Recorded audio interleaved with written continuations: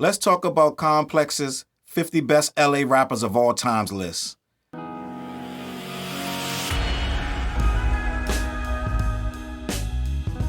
What up, word your boy Challz Brown back again talking facts. Hit the like button, hit the subscribe, hit the notification bell. Keep sending those Cashaps to CLBMG. Join the membership. Listen, gang, I got time today. I want to sit down and have a conversation because I am a East Coast guy that has grown up listening to a lot of West Coast hip hop.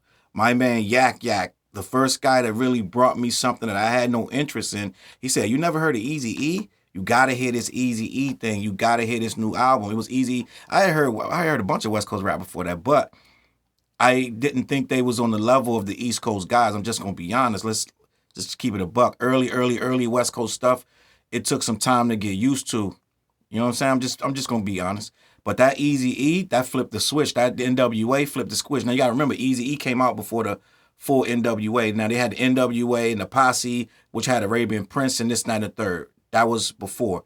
But the NWA that we know and love, they shrunk the group down, and it was Ren, Eazy-E, Dr. Dre, Ice Cube, DJ Yella, right? And that was the NWA that became worldwide and internationally known for being one of the greatest groups in hip-hop. And that was not my introduction into West Coast hip-hop. But I started to get into West Coast hip-hop with Ice-T, with, what's homeboy, with, it was Donald D. He used to run with Ice-T. It was, before House of Pain, we had, what's this guy? The guy that used to run with Ice-T, hates Eminem. Let me look it up. Everlast, right? Everlast. So I listened to a lot. I used to love Dub C. I used to love all that, like all the stuff that branched off the tree of Ruthless Records. I used to listen to a lot of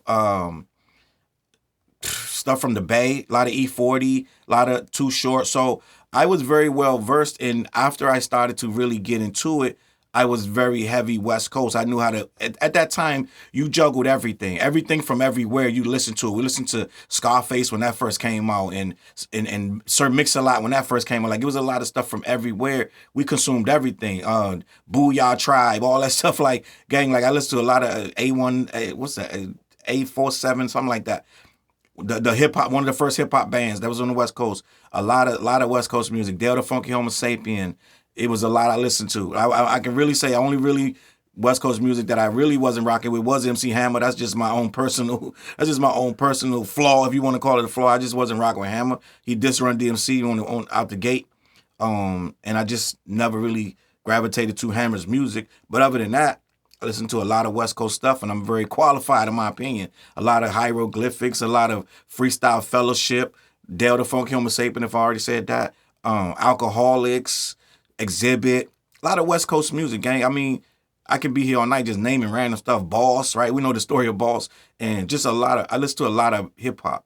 So with that being said, I feel like I'm qualified to have this conversation, even though I'm not gonna know everybody on this list, right? But for the most part, I should know all of them. I should be able to rank them and have an opinion about, I want to say at least 40 of these 50 rappers, I should have something to say, right? And I feel like I've done enough research to discuss this topic, all right? So I'm going to say that out the gate before y'all wondering, before y'all come in the comments with the East Coast bias, right? So I want to have a discussion about this list because Complex be crazy. They did have I'm just going to be honest, they had an old head or two in the room because some of these names do belong on here. Now, a lot of people have a problem with the order. I'm not going to get too crazy about the order unless it's really egregious because order is order. But some of the names on here, I'm just going to out the gate tell you that it's egregious to have some of these names on here from the jump, just in my opinion, because some of these people do not belong. They do not deserve to be credited in this list. I'm just going to be honest. We're going to start this off. I'm going to read it. I'm going to react to every single name on here one way or the other. So we're going to be here for a while. You get some Gatorade, get you some chunky soup, get you something, you know what I mean? Some spare ribs, whatever you about to eat. All right? Some kettle corn, salt and vinegar potato chips, you know what I'm saying? Sunflower seeds, and we're going to have a discussion. All right? The 50 best rappers of all time ranked. See, that's where they get into trouble saying ranked, right? It's just, these numbers going to be touchy, and some of these numbers are out of whack, like where they got crooked eye and things like that. So let's have this conversation. From gangster rap pioneers like Dr. Dre and Ice Cube to contemporary stars like Doja Cat and Kendrick Lamar. These are the best LA rappers of all time. I'm going to say this from the jump in the very beginning. Doja Cat does not belong on anybody's list about rapping. I know some of you don't like when I say that, but Doja Cat is not a rapper. If we're going to put Doja Cat on there, who raps sometimes and sings mostly, I'm not buying that she belongs on this list. They keep trying to force Doja Cat, but I don't know no hip-hop heads that's like, yeah, let me put on that Doja. Like, I get it. People like her. You can say you like her as an artist, but she doesn't belong on no best of hip-hop rappers list. I'm just going to be honest. Let me start this off. In 1981, the Gigolo Rap, the first West Coast rap record, was released by Rappers Rap Disco Record Company, a small label based in Hollywood. Performed by the duo Captain Rap and the Disco Daddy. The track was a corny knockoff of Sugar Hill Gang's Rapper's Delight with lyrics like, if you're ready to party, ready to go, everybody say Gigolo, rapped over Rick James' Super Freak beat. And I'm going to stop right there because I do want to say this. The West Coast, they were a branch off, but it wasn't as like solid as the New York stuff. Let's just be honest. Until they got their own style, even with the movies. If you look at hip-hop movies from the West Coast, they were way different. But it's a different flavor over there. They got sun all day. They got women and all kind of nonsense going on. So it's a different environment. So everything, just be honest. When we saw Ice-T rocking out, it was different than what they was doing in New York. I'm talking about early Ice-T with the cut off sleeve vest, with the studs on it, with the shades and the white hat flipped up in the front with the long hair. That Ice-T, not the Ice-T from Colors and all that. I'm talking about like a beach boy that's mixed with a rocker, that's mixed with like some dude that's like, I don't know what it was mixed with, but that was a different type of. And yeah, they had some crazy gear in New York too. Let's just be honest. But the LA sound, they had to find their sound because they were not accepted on the East Coast in the very beginning. I'm just going to be honest. It is what it is. Let me continue. But it was a start. 2 years later, K-Day AM became the first radio station to play rap music throughout the day, thanks to music director Greg Mack, who brought a young DJ named Dr. Dre into the fold. In the early years, LA-based hip-hop was dominated by P-Funk-inspired tracks that blurred the line between techno and funk. And that's what I'm saying. Cali was big on techno and funk. The East Coast wasn't on techno like that. So it was just a different sound, and everybody had to understand their sound is going to be different. So we walked into it and introduced to it in due time, all right? Let me continue. It was a vibrant party music made for dance floors, then dominated by collectives like Uncle Jam's Army. They used to do huge shows. From what I hear, Uncle Jam's Army was crazy. The shows was massive. They had a huge following, and people follow them all around. Let me continue. But by the mid-'80s, the sound began to shift. The Snowfall years, which saw the rise of crack, cocaine, and gang violence, took hold of Los Angeles, and the rap music was caught in a tug-of-war between party anthems and songs that detailed life on the streets. And a lot of people in L.A. was fighting to keep them songs from the streets off of and out of the scene, because if you go watch, what's the name of this damn movie? The Compton movie. Dr. Dre's in the movie, right? Straight Outta Compton. My guy that was with Dre was keeping Dre and them off the stage. Dre and them had to sneak on the stage and do the hardcore stuff. I can't remember his name, Andre or something like that, but he's Dre's partner back in the day, and he would do the sexy songs on the stage, and they would keep the party popping. And Dre had to kind of, when he stepped away, Dre would get the hardcore stuff on the stage. So they didn't really want that. They wanted that disco feel, that party feel, and it was a tough balance between the two. Let me continue. LA has one of the most storied legacies in hip-hop. Much of it is rooted in the tension between clubs and raw street narratives. That push and pull would later be captured and elevated by pioneers like Ice-T, NWA, and Snoop Dogg. That is a fact. I remember when Snoop Dogg first came in the scene, he was on that Dr. Dre video, and he looked nervous. He looked like he was like looking down, and he was all like flustered, but that was real, and we gravitated to that because we was like, yo, that dude is just a raw rapper. He's not trying to be like this gigantic, this over-the-top, like commercialized. He was just a real skinny young dude, hungry, just spitting these vicious ass raps, but he wasn't like arrogant about it. He just was who he was, and we loved that. We thought he was like, this is a street dude. They just throwing a street dude on the camera, and we loved it. Let me keep moving. laying a blueprint for the sound that still resonates today. Kendrick Lamar, the hottest rapper in the world right now, is a product of that legacy. His music features traces of all these LA sounds, from gangster rap to G-Funk to the jazzy underground music of Project Blowed scene, which is why we figured now is a good time to document historically the best LA rappers of all time. Putting this list together wasn't easy. LA is a transplant town. A lot of people go to LA and live there. They go there to try to make it. I'm going to follow my dreams, da-da-da. And you get people from everywhere. From what I hear, they get out there and they just become LA citizens and they become like the LA people. But at the same time, a lot of people are from everywhere else and they become that. Let me just keep this moving. In my opinion, LA has its own people there too. Let's just be honest. But I'm talking about in the industry type of thing. They're coming from New York and they're settling down to LA. It happens all the time. Let me keep this moving. And from the South, all right? For this list, it's an artist who creatively came to life in the city and reflects their ethos in their music. And by LA, we mean LA County, okay? So that's going to be a very important thing. A lot of people are like, why you ain't got Tupac in there? I don't know if Tupac was from LA County, okay? Let me continue. That's why some big names didn't make the cut. Tupac might seem like an LA rapper, but he only lived in the city for a couple months. And although he had some big hits under the Death Row banner, he was fully formed, platinum-selling artist by the time California Love came out. The genius DOC was already making music in Dallas as part of the Fila Fresh crew before he came to LA. Meanwhile, rappers like Exhibit, Corrupt, and Lady of Rage all made their names in LA's rap scene, despite the fact they didn't grow up in the city. So spoiler alert, they are on the list. So what they're saying, gang, so the people that was in my comments on the other one, they were saying Lady of Rage, how she get on there, and Pac is not. They're saying that these people made a name in LA, even though they came from elsewhere. Exhibit, I believe, was from Nevada or something like that. I believe Corrupt was from Philly, and I believe Lady of Rage is from Virginia, if I'm not mistaken. I could be wrong about Lady of Rage. But they all were from somewhere else, and they settled in LA. And so they're saying by their metrics, if you settled in LA and built your name and major fame in LA, then you are eligible for this list. So this is the important part where we're going to start at, because this is going to determine why they're on it. This is the core principles of why they put these people on the list. We stuck to 3 core principles when sorting our ranking. 1, skill as a hip hop artist. That's the number one thing. You had to have skill. So that's going to determine what's going on with this, like who's on here, if they got skill, yada, yada, yada. So we're going to start there. Number 2 is strength of catalog. So they're going by catalog, right? And again, I don't know a lot of Doja Cat's music, but I don't know if her catalog is full of rap. So again, if we're talking strength of catalog, it got to make sense. All right. And the third thing is commercial impact and lasting influence. So skill, catalog, commercial impact, and lasting influence. So before you start bitching and I start bitching, we got to continue to remember those 3 things that they said, what it's about: skill, catalog, impact. All right.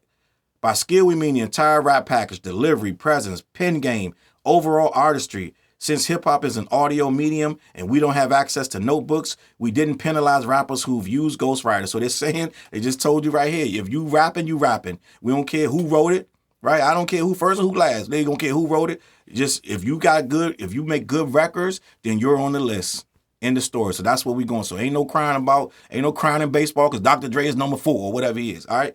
Let me keep this moving. Why we're also focusing strictly on rappers. So while artists like Nate Dogg and Ty Dolla $ign, and I think they deserve to be on here before Doja Cat, but I'm not gonna say nothing else about Doja Cat. Let me keep this moving, right? I know some of y'all get mad when I say that. So while artists like Nate Dogg and Ty Dolla $ign are iconic LA artists, they are fundamentally singers, not rappers. With that out the way, here are the 50 best LA rappers of all time. So you heard what the criteria is. Number 50 is Blueface.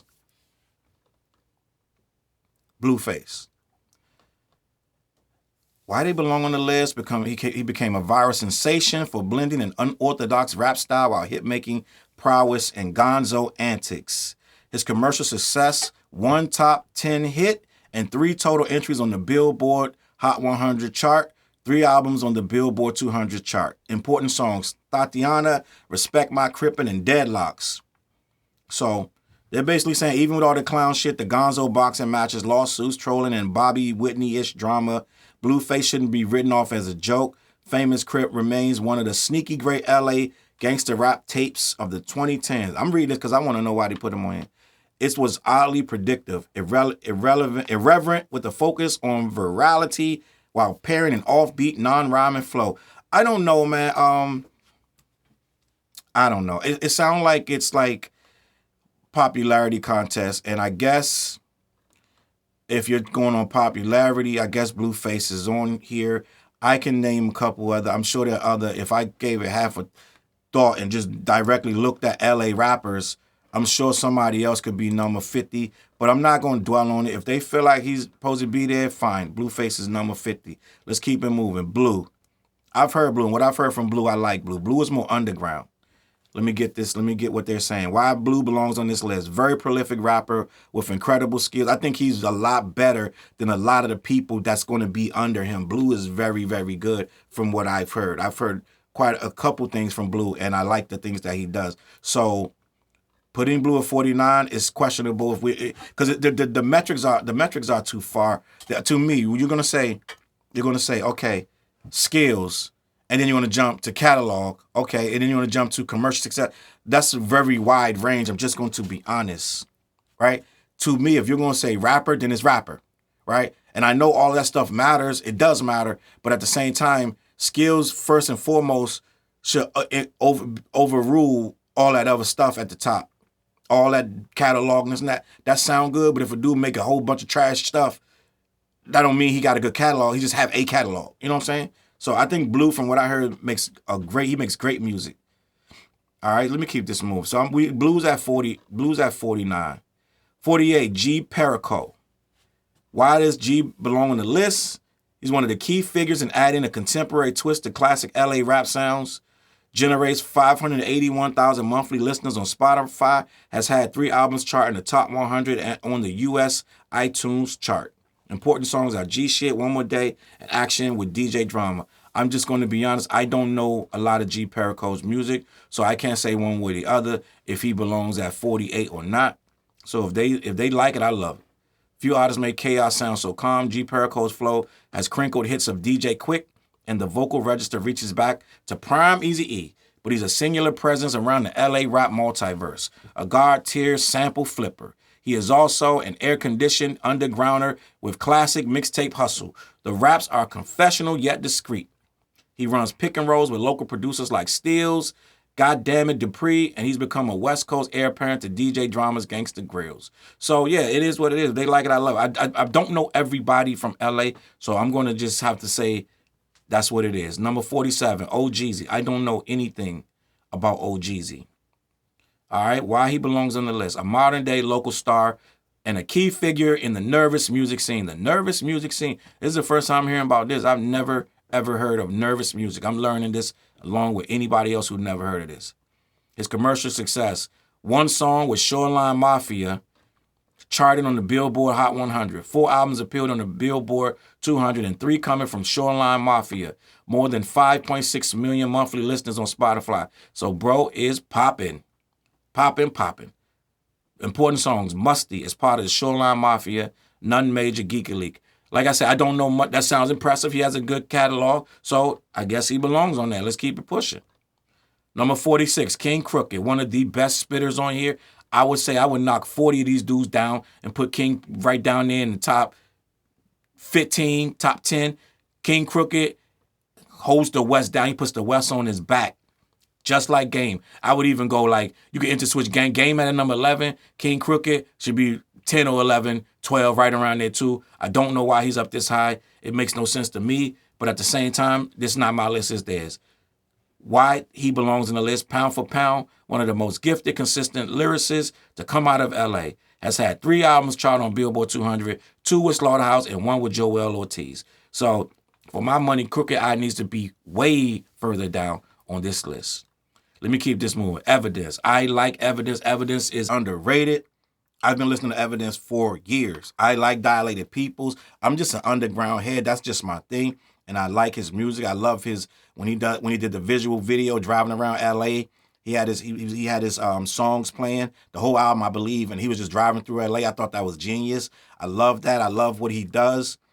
Let me keep this pushing. Why he belongs on this list. The standout rapper and Dilated People is one of the few West Coast groups to achieve commercial success using a boom bap foundation. The commercial success he did achieve was 5 albums that charted on the Billboard 200, 3 with Dilated Peoples, 1 with The Alchemist, 1 song as part of Dilated Peoples charted on the Billboard Hot 100s. Important songs are Worst Comes to Worst and This Way, which that Kanye, he was a part of the Dilated Peoples featuring Kanye West. Throw It All Away. Evidence puts in work. He has no, I think he should be lower on the list too. I think 45 is a disservice, but I'm going to keep it pushing. Number 44, I spoke with him earlier. Everlast. I believe Everlast belongs on this list. Everlast is the front man for House of Pain, the group that made Jump Around, one of the most recognizable rap songs of all time. Just for that, he deserves to be further down on this list. Just for making Jump Around. You can't have a hip-hop classic album party or classic party for hip-hop. At some point, if the party's over 2 hours, if the party's an hour or two, Jump Around has to come on. So he made one of the best songs in the history of hip-hop. He should be higher on this list. But Everlast is at 44. Let me keep this moving. 43, Ab-Soul. Ab-Soul is a great lyricist from what I have heard. Let me read why they feel he needs to be 43. Widely regarded as one of the most skilled lyricists known for telling deeply personal and emotionally resonant stories. 3 albums have charted on the Billboard 200, featured on 1 song that appeared on the Billboard Hot 100. His important songs are The Book of Soul, Terrorist Threats, featuring Danny Brown and Jhené Aiko, and Do Better. If this thing is going on lyrics, so this is my thing. If your number one thing is skill with the pen, you're putting a lot of skill with the pen dudes at the top and in the beginning of the list. Right? And it feels like we're gonna throw bones to the dudes with skills, but we're gonna save the bottom for the heavy hitters that got these big records. And I don't know if you're gonna say the best, right? It's just this says the best LA rapper. So this is weird, man. I'm just gonna be honest, but let me keep this moving. 42, will.i.am. And I got to know a lot more about will.i.am when he went on Drink Champs. I didn't know this guy was so steeped in this culture. You could tell they love the culture, but they make such big records, and a lot of this stuff is so commercial that you don't understand that these guys really are steeped in this culture. He's straight out the LA scene. He's been straight in the he's been in the mix. He's been in the mix for real before they was a Black Eyed Peas. So 42 for will.i.am is respectable. Let me read why he belongs on the list. A versatile veteran who crafted some of the most progressive jazz-inspired rap in the 90s before becoming a global superstar.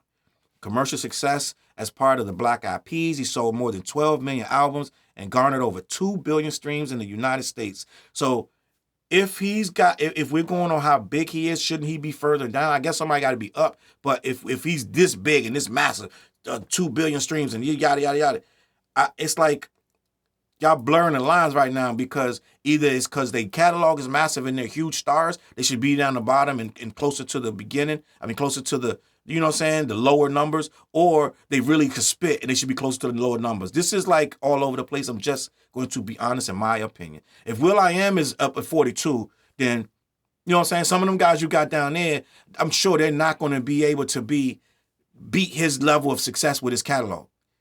So it's just kind of convoluted in my opinion. Let me just keep this moving. Lady of Rage, she's number 41. The most lyrically adept and respected female rapper to come out of the West Coast. 1 album on the Billboard 200, 1 song on the Billboard Hot 100. Important songs are Afro Puffs, Stranded on Death Row with Dr. Dre, Bushwick Bill, Corrupt, RBX and Snoop Dogg, Puffing on Blunts and Drinking Tanqueray with Dr. Dre and the Dogg Pound. I know for a fact that Lady of Rage stepped out of the scene for a long time. She did. And that should be factored in. Let me keep this moving. The Lady of Rage grew up in Virginia, not LA, but it's hard to think of Death Row, the defining sound of 90s rap, without her. She debuted as a core member of the label's camp and quickly became one of his most distinctive voices. That is a fact. Lady of Rage is at 41, and if they like it, then I love it. Let me keep it moving. Coolio at 40. Now, Coolio had a big catalog. Now, I don't know, as a rapper, so to me, I never looked at Coolio as a straight up, oh, he's a rapper, right? He's a bar. Like, Coolio made records, right? He made big records. His records were loved, and he got a lot of respect for the records he did, and I'm sure he was really entrenched in the hood and this, and that, and the third. But he never hit me like a Pac with his records. Da da da. Let me see why he belongs on the list. Crafted one of the most successful and recognizable rap singles of all times. His commercial success, top 10 singles, including one that reached #1 on the Billboard Hot 100. 3 albums that charted on Billboard 200. The important songs were Gangsta's Paradise featuring LV, Fantastic Voyage, and 1, 2, 3, 4, Something New. Like I said, Coolio deserves to be on this list, right? I have no problem with Coolio being number 40 on this list. Salute to Coolio. I think he's right where he belongs. That's in my opinion. Fat Lips. Fat Lip. This one, like, this is my era. This gets me nostalgic because I'll never forget. It always touched my heart when I hear that song. Can't Keep Running Away. And it's like, bro, you speaking for a lot of dudes, right? Where he's like, like I always felt like, you know what I'm saying, that he had to come into his own. He felt like a chump when he was scared, this and that and the third, but he still had to fight. A lot of us felt like that, and we just had to overcome that. Once you become men, and you live through a lot of stuff, you just, you actually look back on it and be like, I survived that, and, I'm here to tell the tale. But why does he belong on the list? He's the co-founder and standout member of the legendary rap group The Far Side. His commercial success, 3 albums charted on the Billboard 200, including one that went gold. 3 songs reached the Billboard Hot 100. Important songs were Passing Me By as part of the Far Side, Running as part of the Far Side, and What's Up Fat Lip. So this is a lot of group recognition. I'm not going to be too harsh on that.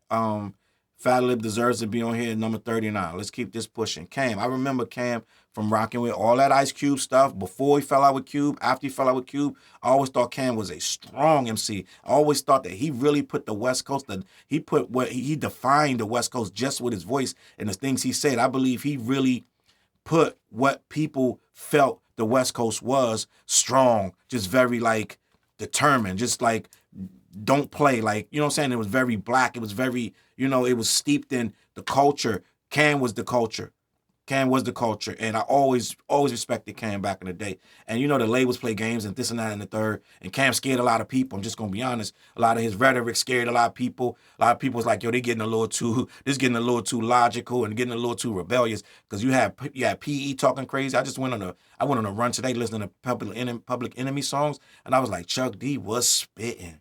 Like, they had to get him out of here. And Cam was one of them guys. He was spitting a lot of that, like Muslim. It's a broad word. It covers a lot of topics. Let's just say like the Muslim type of rhetoric, the things of that nature. And I always respected what he did. I always felt that he was one of the best MCs over there. They got him at 38. It says, why does he belong on this list? Effortlessly blended socially conscious themes with gangster rap sounds. Yep, he mixed it. He didn't feel like, so socially conscious at one point, it was either or. Like, it was like, you had like self-destruction and stuff, KRS-One, da-da-da. Like, socially conscious, it was like, you were like some, like, just dashiki, fists in the air, but it was like, you couldn't do this, you couldn't say that, da-da-da. Now, when Cam and them took it, it was like, yeah, we that and we that. We both of them. And what? Right? And that's when you learn the mix. I'm just going to be honest. I really feel that the West Coast put that mix of, yeah, we can be socially conscious and some black power shit, but we'll bust your ass. And that's what I feel like Cam brought to this game. He had 2 albums that charted on Billboard 200, Pull Your Whole Car, Peace Treaty, Whoop Whoop with DJ Pooh's important songs. Cam's career is forever tied to Ice Cube after debuting in the Boys in the Hood soundtrack. He delivered an incredible verse on Death Certificate's Colorblind. Classic album. If you never heard Death Certificate, what you waiting for? Classic album. In return, Cam helps solidify Cube's street knowledge label with an underrated classic, Never Again. The lead single, Peace Treaty, captures his appeal over a P-Funk loop. Cam honors the 92 watts gang truce in an authoritative, eloquent baritone. It's conscious rap with Nation of Islam bite, making Cam a respected MC but never mainstream. And that's what we like. We didn't want our MCs mainstream. I'm just going to be honest. We didn't want nobody that was trying to be pop and trying to go pop. We wanted this. We wanted Cam. This is what it is. His most famous track fittingly involves Ice Cube after falling out with his mentor. And I never understood what I mean. It's like stories say this and that, da, da, da. I think what, in my opinion, when you peel back all the layers, I think what happened with Ice Cube and Cam and a lot of other people that fell out with Cube is business. For bad or good, Cube is like This is a business. It always has been. Cube wasn't. They always tell you Cube was never that gangster. Da da da. He was a smart guy that was in LA that could take them gangster stories and put them on the paper.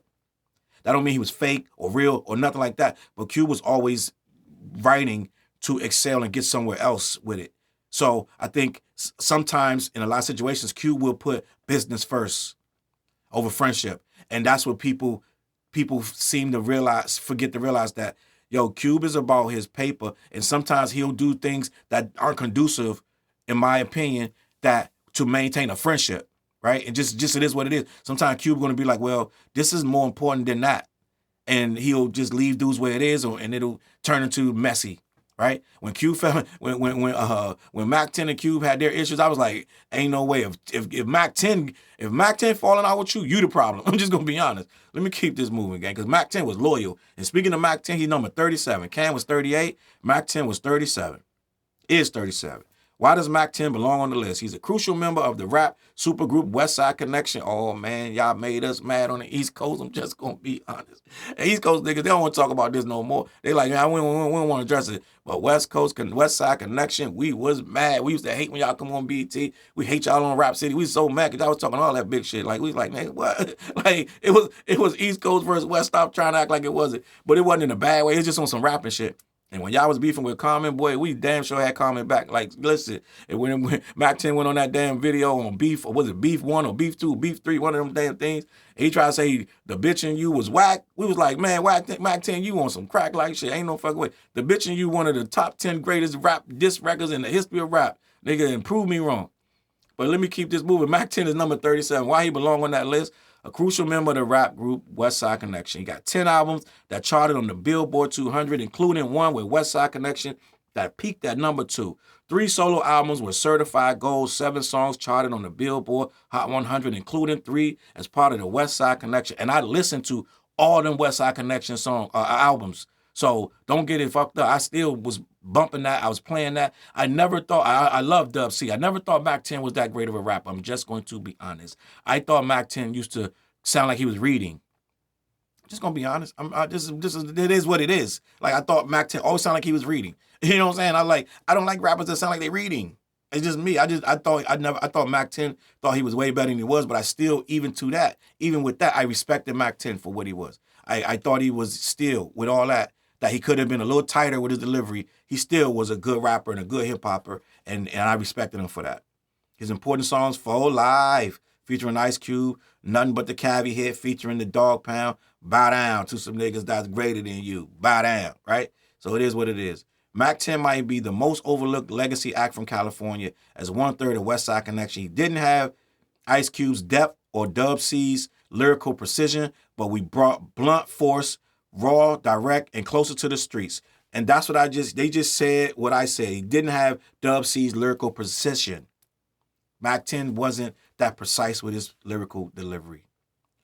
What he lacked in flow, he made up for in masterpiece level business savvy. His Who Banging Records imprint with Priority helped push lyrical staples throughout the late 90s and 2000s, including an album with MC8. Salute to MC8. I used to bump MC8. Boy, when I first heard MC8, I went to this girl's house. And she was up in there. They was rolling up in there. It was like 4 or 5 of them. And this is back when it was still Compton Most Wanted. They was rolling up, and these dudes, it was 2 dudes, 2 girls. They was singing MC8 every single line. This album, I had never even heard this album. They was in that joint saying every rhyme. I was like, who the hell is this? And when I found out who that was, I went and bought that tape, and I put my whole hood on that. So, salute. But I'm jumping the gun. MC8, not yet. It's Tosh. Tosh from the Alcoholics.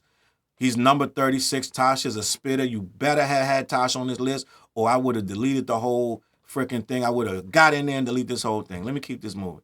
Why Tosh belongs on the list? He's 1/3 of the Alcoholics, one of the most respected rap groups to come out of LA. 1 song charted on the Billboard Hot 100. 4 albums reached Billboard 200. Important songs are Only When I'm Drunk, Damn Hip Hop Drunkies featuring Old Dirty Bastard. Oh my God. I forgot about that joint. I forgot about that Hip Hop Junkies. That is so funny. That song is crazy.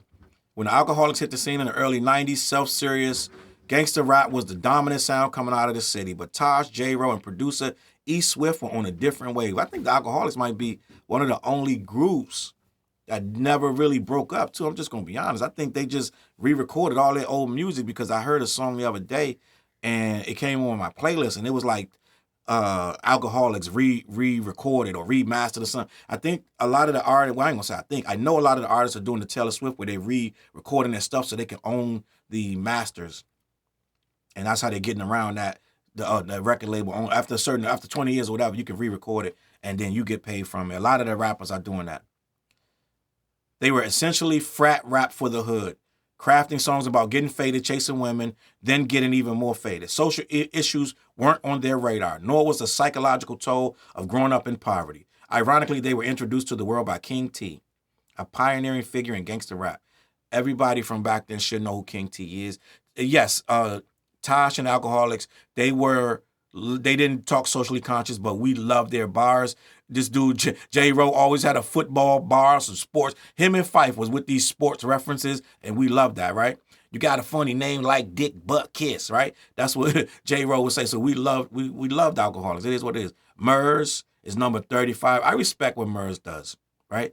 Murs makes dope beats, dope verses, this and that and the third, and they always been pushing Murs on me, and I get into him a little bit. I never get as deep as I should. Like, you know what I'm saying? Like, I'll get on these MF Dooms freaking marathons and just sit there, listen to every song by MF. Every year or two, I'll go in a deep rabbit hole, listen to 30 MF Doom songs, but I never do it with Murs, but I do respect what Murs does.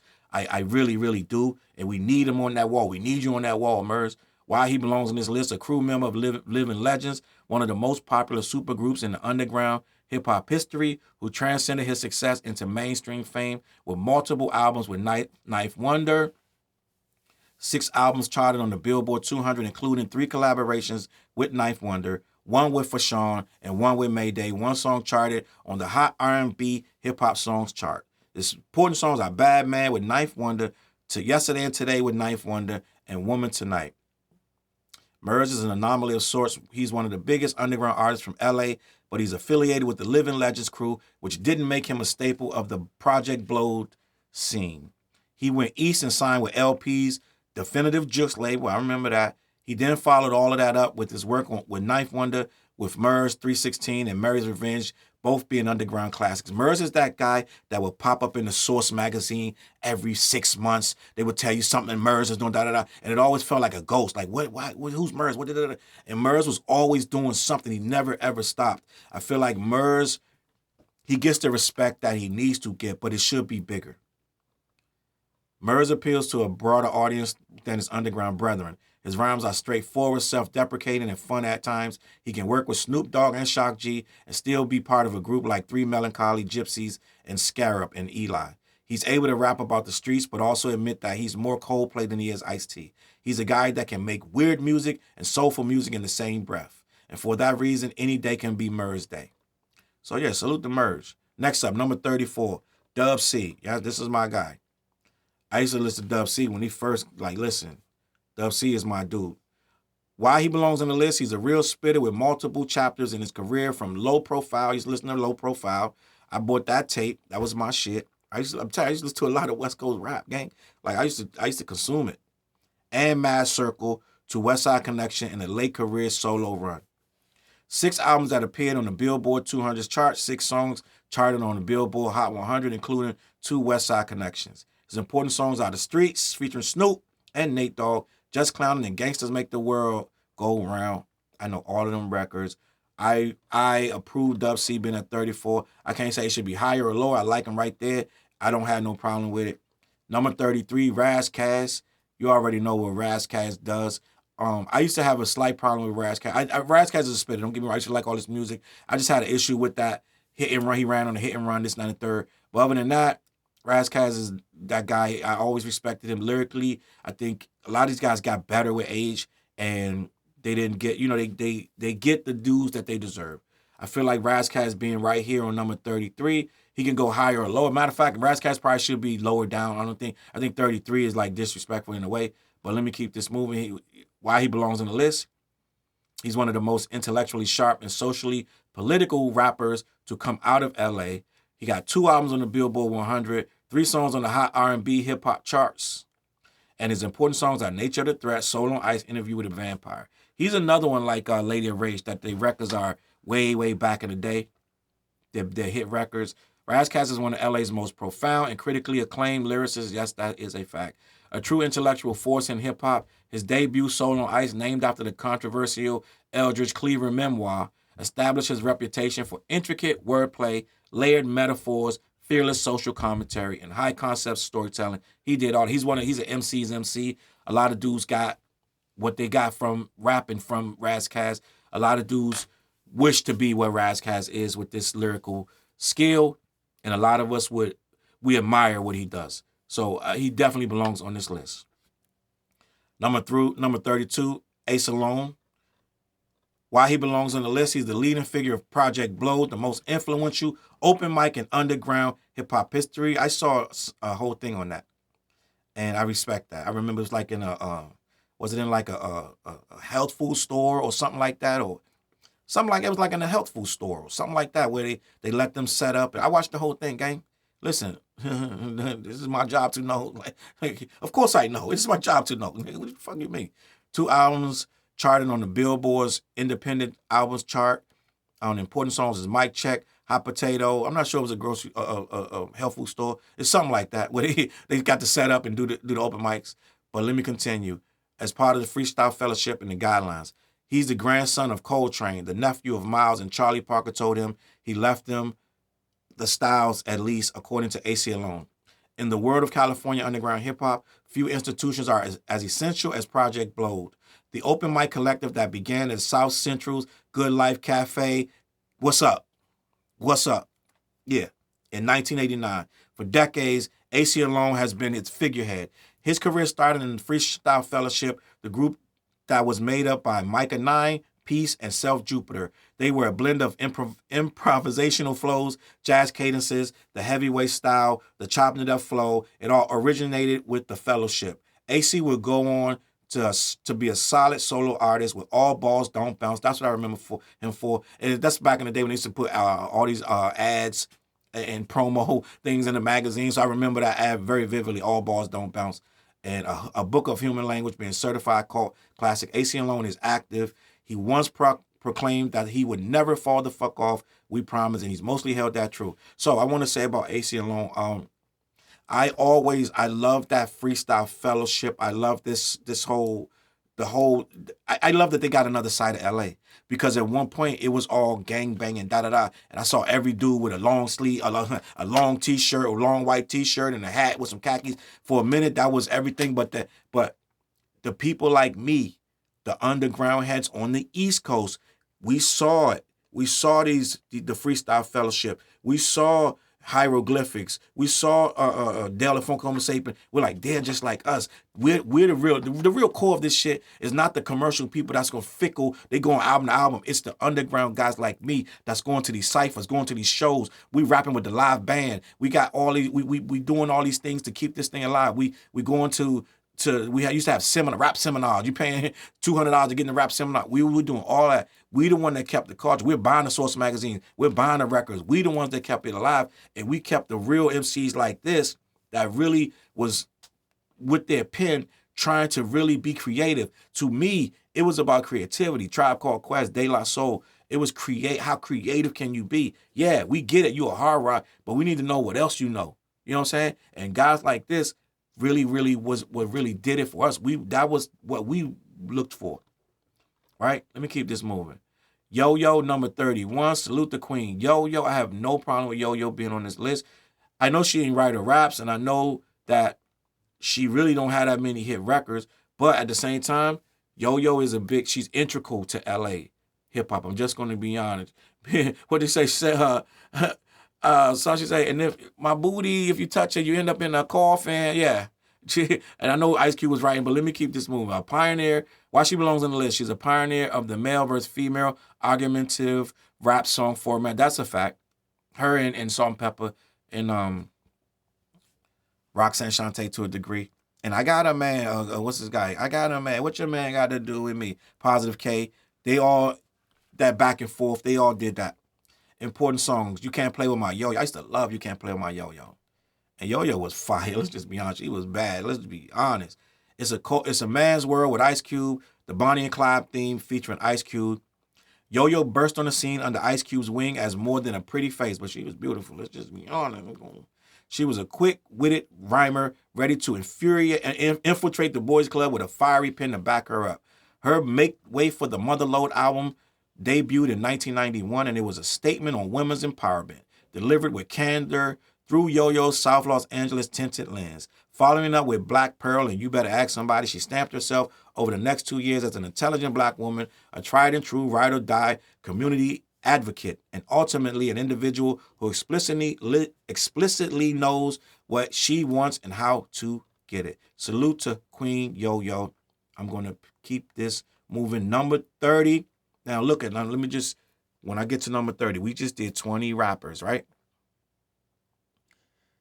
I think I told you I didn't know 2 of them. Okay? Possibly 3 at best out of 20. So I know what I'm talking about. All right? So I'm not just one of these dudes that's getting on here pretending that he knows West Coast rap. I know what I'm talking about. I know these people. So let me just keep this moving. Number 30, 03 Greedo. I don't know him. No, I'm just okay. 03 Greedo. So I don't listen to 03 Greedo. I'm just going to be honest. This is one of the ones that I'm going to have to take your word for it. I only know 03 Greedo. I'm just going to be honest. I believe he got locked up or something. I don't know his music. But if they say it's good, then it's good. Why he belongs on the list. One of the more innovative rappers today, known for blending bluesy melodies with high-quality rapping. Commercial success, 2.5 million monthly listeners on Spotify. Got 2 albums that appeared on the iTunes Top 100 charts. Important songs, Never Been, Sweet Lady, and Substance. Greedo paints in purple and gray, channeling the familiar frequencies of Tupac and Roger Troutman. Okay. With his own original great flavoring. Massive sprawl and intricate gang politics make it especially hard to forge an LA rap anthem. Yet Greedo has a whole set of them. As a singer, he wails and croaks soundtrack paranoia. Or conquest, or both. It's impossible to separate the Grape Street General from his evil twin, Draco the Ruler. Both went down for cruel and winding legal odysseys at the same time, and together they were architects of the now eminent Nervous music. He's done an admirable job holding it down in Draco's absence while advancing his own dark earworm style and creative way. Listen, you like it, I love it. Number 30, it's another architect of the Nervous music, which I'm just hearing about today, and I guess I got to find out what that is. Number 29, J-Rock. Salute to J-Rock. This is another guy. This is TDE, right? TDE. I listen to some J-Rock. I am not as fluent as J-Rock as I should be. I apologize to all you J-Rock fans. I am not as fluent. I've listened to a couple of things by J-Rock, but I am not entrenched in J-Rock. So I can't say if J-Rock belongs at the top, the bottom, the side, the middle. So I'm going to let you tell me, why does J-Rock belong on this list? He's a consistent veteran presence on the LA rap scene. He was the first rapper to break out from TDE. Salute to that. One song, he has his commercial success is one song on the Billboard Hot 100. I have seen a couple of his videos, so I'm not some green ass fish that don't know. I know this dude. I've seen him quite a few things, but I don't know all of his albums like da da da da. His important songs, All of My Life, In the Ghetto, featuring Lil Wayne and will.i.am, King's Dead, featuring Kendrick Lamar, Future, and James Blake, Money Trees with Kendrick Lamar.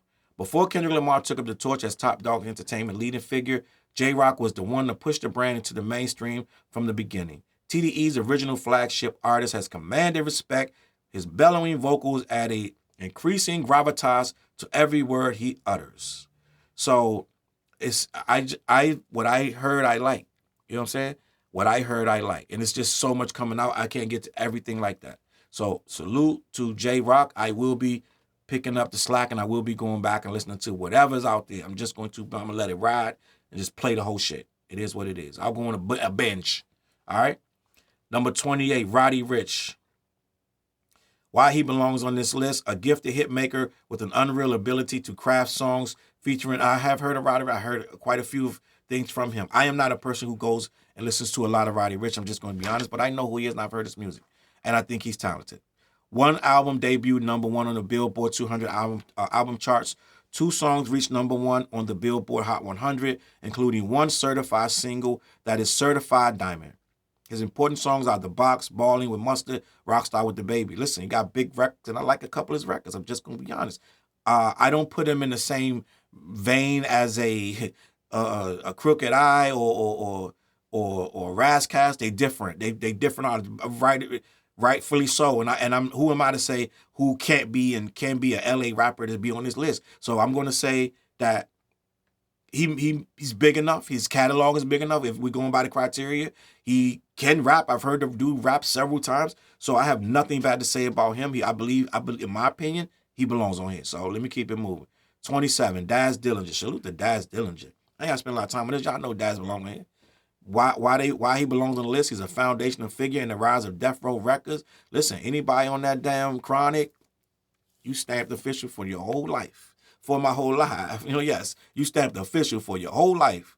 Let me get this pushing. Commercial success, 15 albums appeared on the Billboard 200, including 9 with the Dog Pound. 1 album debuted at #1 as part of the Dog Pound. His important songs are What Would You Do as part of the Dog Pound featuring Snoop, Doggy Dogg, and Jewel. Salute to Jewel. Where Jewel at? Put the Monkey in It featuring Superfly. Let's Play House as part of the Dog Pound featuring Miss Chalet. Don't you know? Don't you know? Miss Chalet in the building.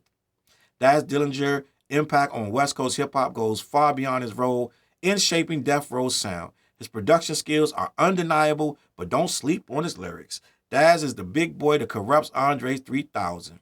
And he's back. That's a wild take right there. And he's had plenty of moments to shine behind the mic. From his opening bars on Tupac's Got My Mind Made Up, come on, you can get it good. And his short but stellar verse on Snoop Dogg's Doggy Dogg World. Listen, that's a smacker, that song.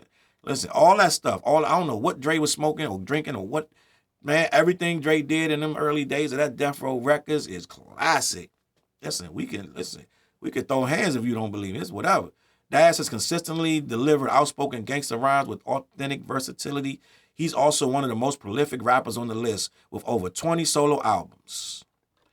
20 solo albums? Daz got 20 solo albums? That's crazy. Salute to Daz. He probably should be further down on the list too. 27. Number 26 is Doja Cat, who I have gone on to say I do not believe Doja Cat belongs on a list of rappers. I've been saying that for at least 3 years. They've been trying to say this. I disagree, but I'm going to read why they say she belongs on here.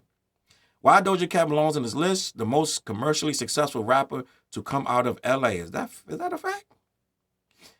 The commercial success, the most multi-platinum certified female rapper in RAA history with 13 songs selling over 1 million units, has charted 28 songs on the Billboard Hot 100, including 9 top 10 hits that peaked at #1. All 4 of her albums have appeared on the Billboard 200, with 2 reaching the top 5. Important songs, Paint the Town Red, Agora Hills, Say So featuring Nicki Minaj. People often debate whether Doja Cat is truly a rapper. Given her massive pop success and the amount of her singing in her music, she's been listening to the chatter and responded with Scarlet, a genuine rap record that showcases her ability to thrive in the hip-hop world. It was a reminder that even as a triple threat, she is first and foremost a great rapper. Tracks like Attention find her directly addressing doubters with sharp bars. I'm going to go listen to that. I'm going to go listen to that song. Attention by Doja Cat. I'm going to go listen to that song. And ironically, I'm just going to say this for all you dudes and you females in the back. I first heard of Doja Cat. And I went and told my daughter, I said, you got to hear this girl. She wasn't rapping, though. She was singing, right? It was around the mood, bitch, I'm a cow, da-da-da. But it was something before that. I was like, yo, it was around that era. She had a record. I was like, yo, because I find these random people like Kali Uchis. I just find these random people. I found Doja Cat. I was like, yo, I saved it, followed her, da-da-da. This was before all this major, da-da-da. So before y'all get in my comments calling me a hater, I was one of the people. I hadn't even seen her face. I just heard the song. I went and told my daughter, I was like, you need to listen to this girl. She's fire.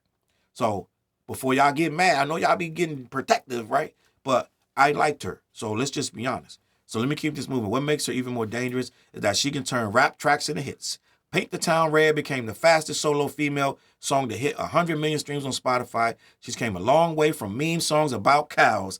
And as she's told detractors before, you will respect her pen. So listen, I'm going to go listen to Attention. And if y'all got any other songs that I have to positively hear to make me believe that Doja Cat's a rapper, put them in the comments. I'm going to listen to them. Number 25 is Tyga.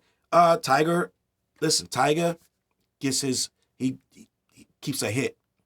So we talking catalog, this guy keeps a hit. Every time you count Tyga out, he has an illustrious career because he's been through a lot, like the whole Young Money, Cash, all that nonsense, and he came out on top. He's doing better than a lot of them dudes that's still there.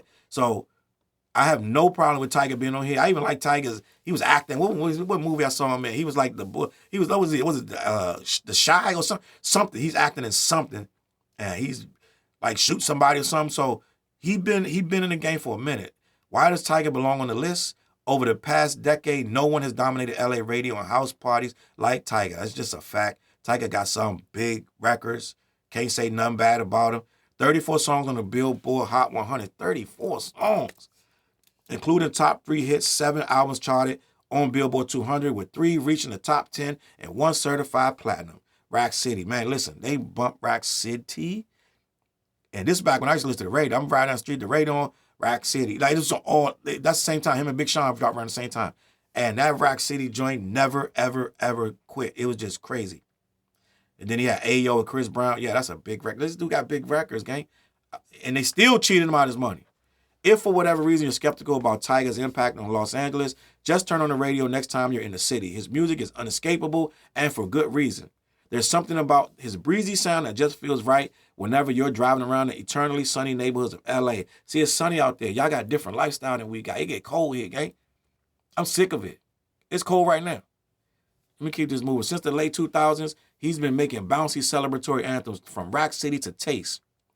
And I don't even seek Tyga out. It just comes, and I'm like, damn, it's another record. And they just be there. You can't escape it. And they always catchy, gang.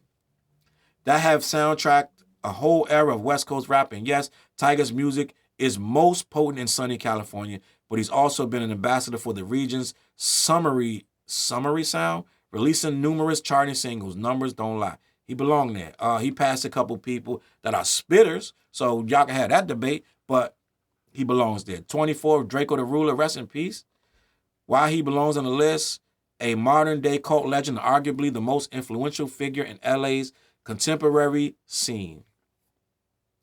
One song charted on the bubbling under Hot 100, over 1.2 million listeners on Spotify. His important songs are Flu Flamin', I know I said that wrong, Flu Flamin', Talk to Me featuring Drake, and Impatient Freestyle. That's when I first really heard of him, was the Drake track. Draco the Ruler's music career gave us a gauntlet of uniqueness, hilarity, and triumph. His life as an Angelino was harrowing and emblematically tragic. It all comes together like Mark Twain and Franz Kafka underneath the Rolls-Royce umbrella. Draco first emerged as the West Coast's most original linguist since E40. His 2017 breakout gave us a self-described lingo bingo like Flu Flamin', Big Bank Uchis, Pippi Longstocking, and Hood Trophy. He was then contorted into a cautionary tale and a folklorically beat life twice, while his lyrics and videos were bumped in court. Draco's case became a literal power shifter in the city hall. His reemergence at the end of 2020 was thrilling, with Draco dropping both street classics and club boppers without switching up the trademark style. His December 2021 killing at the Once Upon a Time in LA festival will never be forgotten. From the dredges of Men's Central Jail to the gilded halls of Neiman Marcus on Wilshire, the music stays in heavy rotation and the influence is forever prevalent. Salute to Draco the Ruler. Rest in peace, bro. Number 23, Vince Staples. He had to be on here somewhere if he is indeed from LA. I ain't got no problem with Vince Staples being on this list. I watched his show. I thought it was good. It wasn't no Atlanta, but it was good. Let's just be honest. I liked it though. I like this show. Successfully blended wit. It needs some work with the writing, but okay. But not. Let me keep this pushing. Successfully blended wit, vivid storytelling, and ambitious album making. 8 albums on the Billboard 200, 1 platinum single, and 2 certified gold singles. North, Yeah, Right, Hive, and Earl Sweatshirt and Casey Veggies. Vince Staples' knack for world building was clear as early as 2015 with the video for the future assistant Senorita, in which he strolls through apocalyptic life-size museum exhibits and the lone, relaxed face in a sea of chaos and destruction. I have no problem with Vince Staples being on here. And 23 seems fitting. He's done a lot of work. Maybe some of those guys at the top will have something to say, but I don't got no problem with Vince Staples being on here. Salute. Number 22, Earl Sweatshirt. Wow. Number 22, his placing is crazy. He way down here. Is he like that? I listen to some Earl Sweatshirt stuff, but I'm not locked in like that with Earl Sweatshirt. I know who he is. I know what he's done. All right, I know him mostly from a lot of stuff on YouTube, like doing like skits and shit. But this, let me see, went on from being Odd Future's most mysterious member to a leader in the modern underground, helping mold its sound. Commercial success, he got 5 albums that charted on the Billboard 200. 5 albums, really? With 1 cracking the top 10 and 1 going gold, 3 songs certified gold. Riot, Earl, and Chump. Those are his most important songs. There was a while where we weren't even sure Earl would ever fulfill his tantalizing promise, let alone become one of the best bar-for-bar rappers in the game. Sent to boarding school just as the Odd Future crew hit its peak, the mystery of Earl buoyed his stature until he made his return. Instead of cashing in on the hype with bombast and color, he went about turning the English language on his head, dropping albums that boast little outside minimal beats and bars so tantalizing that the untold, much like the mysteries of another LA staple, David Lynch.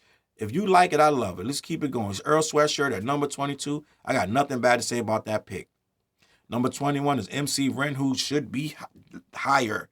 I'm just going to be honest. Ren is getting low-key overlooked for some of the most illest.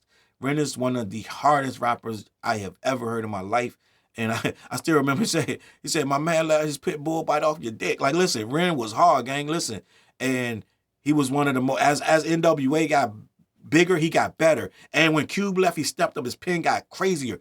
If you listen to Niggas for Life and the other songs, all them joints with NWA, the beats got better, the writing got better. We got rid of Benedict Arnold. We had too much cargo. Like, listen, when Ice Cube left, they didn't miss a beat with them pens, gang. And MC Ren is the reason for that. Let me keep this moving. The most vicious member of the most vicious member of the most vicious rap group of all time, NWA. 7 albums charted on the Billboard 200, including 1 NWA album and that number 1, 2 platinum albums with NWA. 3 solo songs appeared on the Billboard Hot 100. The only thing y'all could say about Ren, the only thing y'all got the downfall of Ren work ethic after Easy Pass and things like that, or when NWA started, when they really just stopped with not NWA no more, he brought his solo album out, right?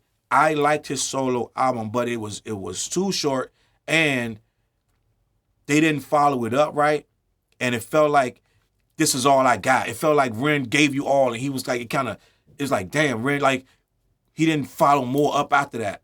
But that first solo album was hard, but we didn't get nothing else. I don't remember nothing else from Ren. Maybe it was another album, da-da-da. That's the only thing they got on Ren, because when he did that hard-ass solo album, I feel like it didn't do what he wanted it, so it kind of, maybe I'm bugging out. Maybe, but he got it kind of crushed a little bit, and he fell back. I don't know what happened.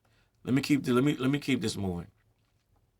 His important songs are Straight Outta Compton, as part of NWA, Real Niggas Don't Die as part of NWA, Mayday, On the Front Line. Yeah, listen, I know this stuff. You think being a middle child is hard? Try being the youngest member of NWA. MC Ren is the most underrated pure rapper to come out of LA. That's the consequence of being in a group full of shooting stars. He didn't have Ice Cube's depth, Dr. Dre's hit-making instincts, or Eazy-E's charisma. What he did have was the real lyrical ability and the blunt force delivery. Man, muscle, this dude was the muscle. You got to think, they was real strong. NWA was real strong, but MC Ren was the anchor. If he's holding that whole thing down, he's the bottom of the whole thing. Like, when all that stuff, when you start pointing at the flaws in NWA, you have Ren right there. Like, and what? Like, Ren was the bottom of that thing, bro. He was the heart and soul of NWA. I'm just gonna be honest, man. He made them. He was the anchor that made them believable.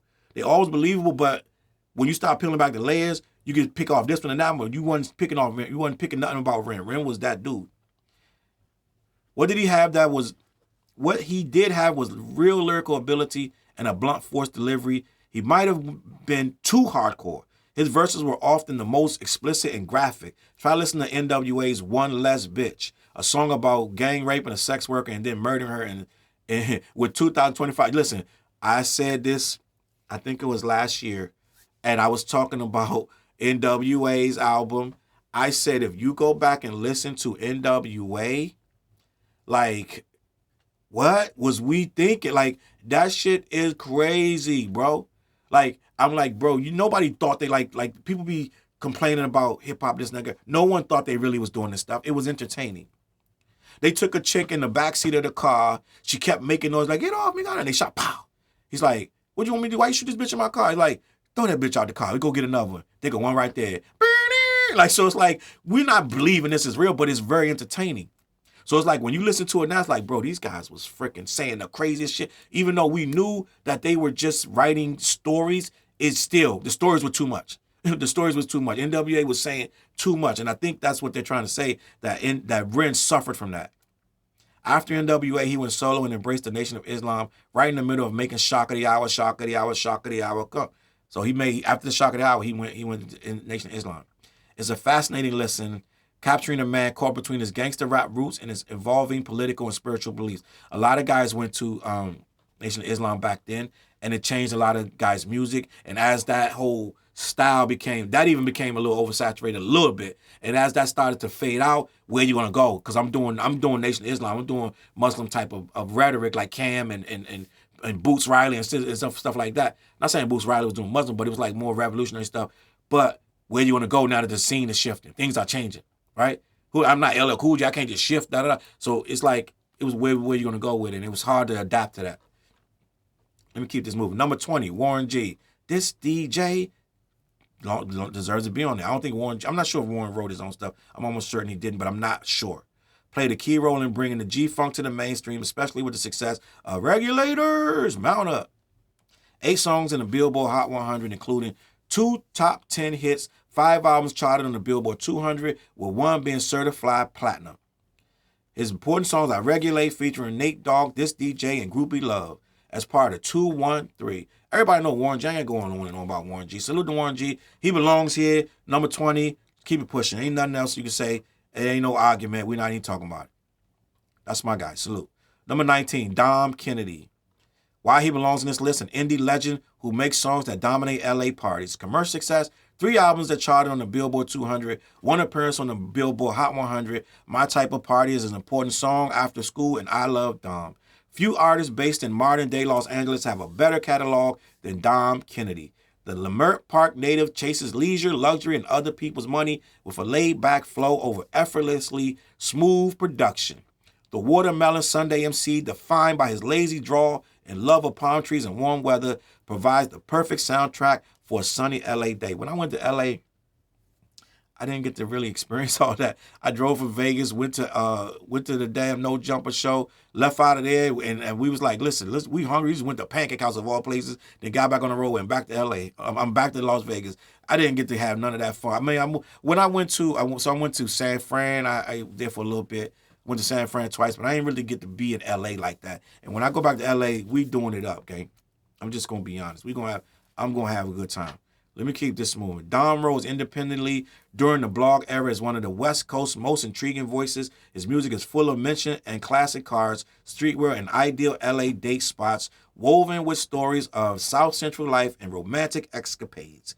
It's all part of Kennedy's lifestyle rap catalog. The West Side with Love 2 and the Yellow album, and To Get Home Safely is one of the sneakily great rap runs in recent memory. I'm going to be honest, I got to go listen to Dom Kennedy. I do not listen to Dom Kennedy. I'm just going to be honest. I know I'm missing out. You're missing out on the sauce. I'm missing out on the sauce. I don't listen to Dom Kennedy. I am learning. When I see ones on here that I need to brush up or do my research, the J-Rock, Dom Kennedy, and the other dude up the top, homeboy doing whatever. Yeah, I'm going to go back, and I'm supposed to listen to Attention by Doja Cat. So I'm clocking in. I'm locking in with this yada yada. Number 18, Sugar Free. Everybody know who Sugar Free is. If you're from the West Coast, you shouldn't even be asking me who Sugar Free is. Sugar Free is, I had Sugar Free's out. My man Dale loves some Sugar Free. Oh my God, Dale loves Sugar Free. He loved what's the twins' name? Oh man, I'm bugging out. The twins. Oh, I'm bugging out. What's the twins over there? He loves Sugar Free. He loved them damn twins. And there's a couple other people, West Coast rappers, he loved them, gang. Just gonna be honest. But I like Sugar Free too, but my man Dale was way into Sugar Free. A one-of-a-kind, stylish technician who told exaggerated stories about pimping. I love Too Short too. listen, that pimping stuff, I love them stories because it's just like, I don't live like that, so I want to hear somebody talk that shit. It's crazy. This is what it is. 2 albums that charted on the Billboard 200. His important songs that I'd rather give you my bitch while you bullshitting and on my way. Sugar Free might not have the mainstream acclaim of some of his West Coast peers, but in California, he's rightly hailed as a legend. He made his mark with a grandiose pimp lifestyle and persona, explicit and slick rhymes and an off-kilter delivery. His 1997 debut, Street Gospel, produced by DJ Quick. It showcased Sugar Free's storytelling knack and comedic charm over a soundscape soaked in the funky ethos of 1990s California. His charisma and almost machine-like rap flow. Check out his 1995 Kitchen Table Freestyle where he uses a nickel and a pen as a drum, has influenced a wide spectrum of rappers from superstars like Kendrick Lamar to underground upstarts like Bruiser Wolf. You ain't gotta tell me a lot about Sugar Free. I know what Sugar Free does, and I know what he's about. Salute to Sugar Free. He's higher on this list than a lot of people I would have put higher than him. That's debatable. Let's just be honest, debatable. It's a couple people, I want to say, 10 of these people probably should be under Sugar Free, but Sugar Free earned this spot. Can't take nothing from him. I didn't know he's from LA. I thought he was from the Bay somewhere, but I guess he's from LA, and it is what it is. Salute to Sugar Free. You know what I'm saying? Keep it pushing. Number 17, Schoolboy Q. We know what it is. He deserves to be on here, and right where he's at. 17 is a high ranking, but he earned that. A core member of Top Dog Entertainment, Schoolboy Q helped bring an avant-garde edge to LA gangster rap. We know that. His commercial success is 6 albums that have charted on the Billboard 200, including one that peaked at #1 and eventually went platinum. 12 songs has landed on the Billboard Hot 100. Listen, Schoolboy Q does not get the respect as far as commercially that's 12 songs on the Hot 100. We don't look at him as commercial, but he still can make hits. His important songs are That Part with Kanye West, Hands on the Wheel featuring A$AP Rocky, and Man of the Year. I listen to Schoolboy Q stuff. I should be listening to more. I'm going to be honest. I don't know everything that he's done, but I have listened to quite a few joints, and I do like what he does. And let me continue with the Schoolboy Q. Built a loyal fan base by refusing to follow trends. He's like a dude that I know. He's like, this is like a dude that I would know, like somebody I would hang out with. I'm just gonna be honest. His music often features trippy, off-kilter production, laced with dark themes and street-level realism, making it as much a mood as it is a sound. He stands out as one of LA's most compelling voices. Since his debut in 2011, he has struck a rare balance between mosh pit bangers, gritty street tales, and introspective deep cuts. They are playful radio staples like Studio and Collard Greens, and turn-up anthems like Yay Yay, Man of the Year, the menacing narratives like Raymond, 1969, Groovy Tony. In 2024, he flipped the script once more after a 6-year hiatus. He returned with Blue Lips, 6 years. Blue Lips is in my playlist. One of the year's standout rap albums, built on quaint jazz sample, quirky loops, and a bold push toward reinvention. I got to go back and listen to that too. But salute to Schoolboy Q at number 17. So number 16, this is well-deserved. King T. I shouldn't even read nothing about it because y'all should know who King T is. I have no problem with King T being up here. Some people may say some spitters up that's higher than him that should be down there. You could decide that. But King T, a lot of these spitters that we're talking about came up under King T or learned from King T, learned how to spit from King T. Why is King T on the list? A pioneering figure in gangster rap, founder and leader of the influential Liquid Crew. He brought Exhibit into your TV screens. You wouldn't have had no Pimp My Ride if it wasn't for King T. You wouldn't have had the Alcoholic. It's the licks, right? You wouldn't have had none of that. A true architect of West Coast hip-hop, King T remains a foundational figure in Compton. He debuted in 1988 with Act a Fool, showcasing a distinctive deep voice, a laid-back yet commanding flow, and a sharp sense of humor. More than just an acclaimed MC, he played a vital mentorship role, helping shape the careers of artists like Exhibit and the Alcoholics. His influence even reached the East Coast. The Notorious B.I.G. reportedly studied his flow while crafting Ready to Die. King T's consistency and role in shaping the LA sound secured his place as one of the West Coast's most respected and underrated legends. Salute to King T. Ain't nobody gonna tell me you don't belong at number 16. Number 15, YG. While he belongs on the list, YG has managed to stay grounded in traditional LA sounds while adjusting his music to fit the times. He got 22 songs that charted on the Billboard Hot 100, including one top 10 hit. He got 11 albums that made the Billboard 200. 11 albums on the Billboard 200. Yeah, he must have been balling when we thought the West Coast wasn't hitting on nothing. He still was popping. Listen, when five reached in the top 10, his important songs, Big and Back, Being Boo, Who Do You Love featuring Drake, FDT featuring Nipsey Hussle. YG's career has been so long and notable that people forget he rose to fame during the often disrespected jerking era. Blending viral dance craze sounds with California's signature gangster rap rhetoric and explicit sexual bravado. The tooted and booted rapper helped usher in LA's ratchet music wave in the early 2010s. I'm telling you, it had to be when people wasn't really checking for the West like that. It's gonna be honest. It happened. Every region have their moments, their downtime. But a key part in YG's story is his adaptability. Over the years, he's revealed multiple dimensions. His seminal debut album, My Crazy Life, was a coming-of-age record that served as the raw, on-the-ground counterpart to Kendrick's more reflective Good Kid, Mad City. Salute, man. Listen, YG put the work in. He deserved to be up there. I never hear about him being in no goofy situations, just doing his thing and doing what he needs to be done. Let me keep this moving. Exhibit. And he just told you that Exhibit ain't from there, but he put him on the list anyway. Why he belongs on the list, a versatile and ferocious rapper known for both battle raps and feel-good anthems. I just listened to the new Exhibit album. That thing is fire. That Kingmaker, Exhibit got a smacker from beginning to end. That joint bangs. Just going to be honest. There's a lot of dudes still putting in work that are making quality music. I think Exhibit came back and was like, I don't want to put out some trash. I want a real album. And this joint knocks. I'm just going to be honest. So it says, he has 7 albums that charted on the Billboard 200, including 1 platinum release, 6 songs that reached the Billboard Hot 100. His important songs are Paparazzi, What You See Is What You Get, and X. Remember that joint? X.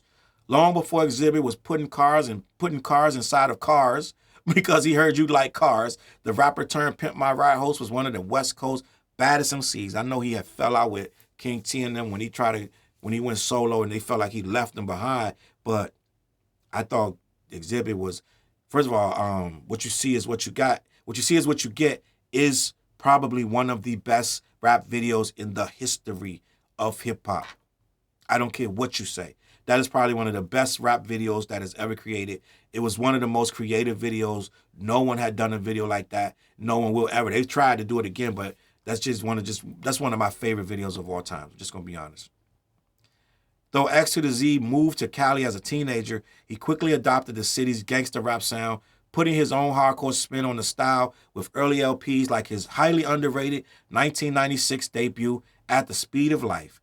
Hit At the Speed of Light. Is that light? Life, my bad. His success earned him a look from Dr. Dre, who lent production assistance on Exhibit's 2 most successful albums, Restless and Man vs. Machine. While Exhibit found greater fame on TV, his work as a rapper remains a touchstone for much of California's modern gangster rap. Yes, Exhibit put it in. A lot of you guys follow the style, and that's what you get. You got Exhibit. Let's just be honest. Number 13 is Corrupt. I ain't got to really say much about Corrupt. Corrupt belongs here. He can make an argument to be in the top 10 of all time. It's always been a little thing that he's from Philly. He's from Philly. Every time you talk about Corrupt, he's from Philly. He's from the East Coast. Da-da-da. It's like they pick and choose when it's important. Sometimes it is, sometimes it ain't. But let me say, why he belongs on the list. The best lyricist from the Dog Pound, one of the most ferocious rappers of all time. He released 12 albums that charted on the Billboard 200. Important songs, New York, New York, This in New York, featuring Snoop Doggy Dogg. They say they came to New York to give love to New York. Yeah, come on. Calling Out Names, Explosive with Dr. Dre, 6'2", Hitman, and Nate Dogg. Explosive, West Coast shit, nigga. Yeah, listen. I'm up on Corrupt, let's be honest. Corrupt was born in Philadelphia but raised in Cali, bringing an East Coast ferocity to West Coast rap. As one half of the Dog Pound, he fused supreme technical ability with a voice that commands authority, lacing tracks like New York, New York with a menacing presence that placed him among Death Row's elite. This dude's a spitter, and he's still at a high level. I can't think of a rapper that he has not collaborated with. And some of his biggest collaborations, some of his biggest records are some of the best rap songs in history. Right? The joint with him, Inspector Deck, Pete Rock. That listen, this Corrupt got a good 15, 20 moments in hip hop. New York, like moments, gang. Just gonna be honest. This guy ain't nothing to play with. Snoop Dogg ain't no fun, right? It's just he never need much co-pilot. So he never needed a co-pilot to reach cruising altitudes. Albums like Corruption, The Streets is a Mother may not have topped the charts, but they've been canon among West Coast purists. It is what it is. Salute to my guy, Corrupt. Nothing else to be said. And I already told you, number 12, MC8, I already told you my feelings of MC8. I was bumping. I could sit here all night. I could sit here all night and just quote MC8. Just forget it. Before, when he was Compton's Most Wanted, then when he left and he became MC8, all that. I had all of that. So you can't tell me nothing about no MC8. Why they belong on this list? One of the most original narrative-driven rappers known for his vivid depictions of street life and its consequences. I was rolling around D.C., bumping that 8. I'm just going to be honest. Nighttime, you bumping most in the nighttime. Like, listen, you riding around, you know what you can get into, you know what's happening out here, and you bumping 8. It is what it is. You just accept your fate, and you just keep it moving. I hope you make it. Commercial success. 9 albums charted on the Billboard 200, 3 with Compton's Most Wanted, 1 solo release went gold, 1 single that charted on the Billboard Hot 100. Important songs, Straight Up Menace, The Hood Took Me Under, as part of Compton's Most Wanted, in Mad City with Kendrick Lamar. He got so many joints. Wake Your Punk Ass Up for the 9-3 shot. The opening line from MC8's breakout 1993 single, Straight Up Menace, is as iconic as himself. Listen, it is what it is. Even his Compton's Most Wanted days, 8 rapped with a guttural tone and forceful delivery, telling stories rooted in gritty street realities, while many of his contemporaries experimented with more commercial, party-orientated records. And just for the record, I was Team MC8 in the beef with DJ Quick. I'm just going to be honest. I had to let that, it is what it is. I just had to be honest, just so you know where it's at. Number 11, The Game. The Game was pretty upset with this. He said he'll eat everybody on this list.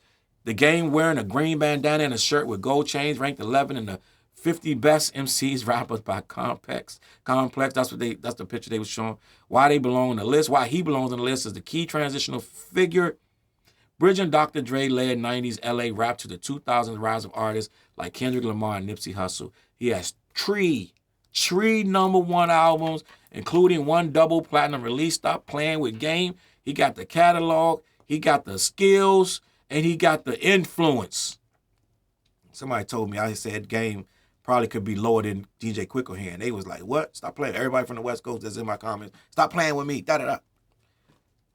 His important songs are Hated With Love featuring 50, It's Okay, One Blood featuring Junior Reed, and My Life featuring Lil Wayne. Where would the West Coast hip-hop be without the Game? I don't know. They need him. Let's just be honest. He brought the Game back over there to the West. I'm just going to be honest. Today he is often seen as a bridge between 90s rap and the 2000s. But in the mid-2000s, there was a moment when the Game, known for his aggressive name-dropping, was aiming for the throne. He tried to throw shots at Jay-Z, and it didn't work.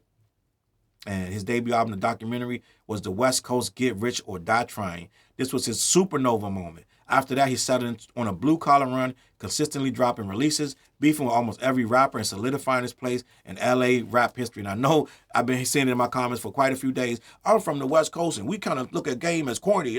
Game's a clown out here.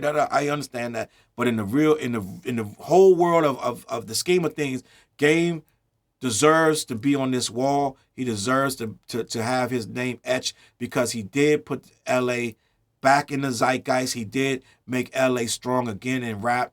Just going to be honest, when 50 Cent came along, it was a far-fetched that a West Coast rapper was going to do what Game did when he signed with Jimmy Iovine and them, and they enlisted 50 to make him some hits. Let me keep this moving. Number 10, Nipsey Hussle. Nipsey Hussle had, rest in peace, Nipsey Hussle. He's become like godlike. So it's like he had to be in the top 10 no matter what you say, and he is. Why does he belong on this list? Entrepreneurial and innovative. He became one of the most impactful LA rappers from the city. Due to contributions on and off wax, I really respect Nipsey Hussle, what he did on and off wax, like they said. He's very inspirational. He was leading us somewhere, right? He was leading us somewhere. I don't know all the politics. I know what they say happened and who did what to who. They did it. All of that's out there for you you can go down a rabbit hole of YouTube. But at the end of the day, whoever did whatever to this man was wrong, and you was foul, because he was trying to do something bigger, right? He was trying to make things bigger for us as a community. Had this man lived, if they gave this man another 25, 35 more years, I see the whole, like, the country being changed by his example just in LA. I see a lot of people running with that. So it's almost a tragedy for not just him and his family, for all of us, that we lost somebody that was doing such great work and such critical thinking, which we don't get enough of these days. His important songs was Grinding All My Life and Blue Laces 2. He had 9 songs on the Billboard Hot 100, 5 albums on the Billboard 200, with 1 peaking at number 2 and 1 certified double platinum album. Remember Nipsey was selling, when he was selling the CDs for $100?